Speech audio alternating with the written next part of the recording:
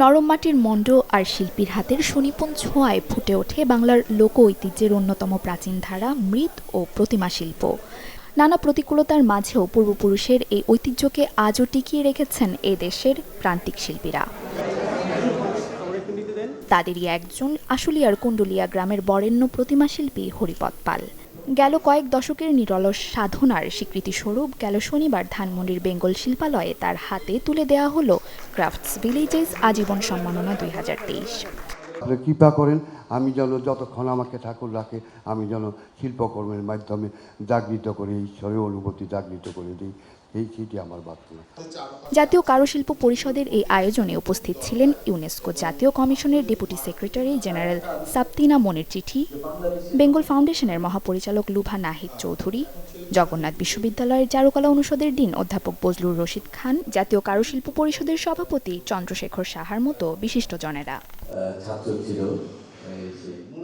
বক্তারা বলেন, হরিপদ পাল তার সৃষ্টির মাধ্যমে অসাম্প্রদায়িক সম্প্রীতি ও মানবিকতার এক উজ্জ্বল উদাহরণ সৃষ্টি করেছেন। সেই সাথে আলোচনায় আরও উঠে আসে প্রতিমা শিল্পের ঐতিহ্য ও সামাজিক গুরুত্ব।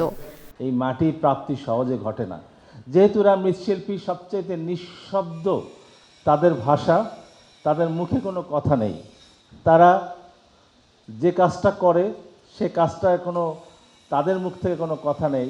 এই মাটি আনতে ওনাদেরকে নানা জায়গায় চাঁদা দিতে হয়। এটা হয়ে আসছে অনেক বহু বছর ধরে।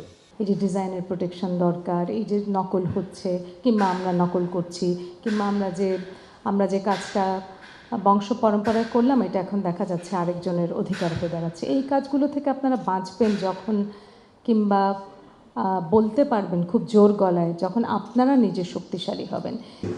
লোকশিল্পীদের জীবনমান উন্নয়ন আর এই অমূল্য ঐতিহ্যকে পরবর্তী প্রজন্মের জন্য টিকিয়ে রাখতে দরকার সম্মিলিত প্রচেষ্টা, এমন প্রত্যাশায় সকলের প্রতি আহ্বান জানিয়ে শেষ হয় এই আলোচনা সভা।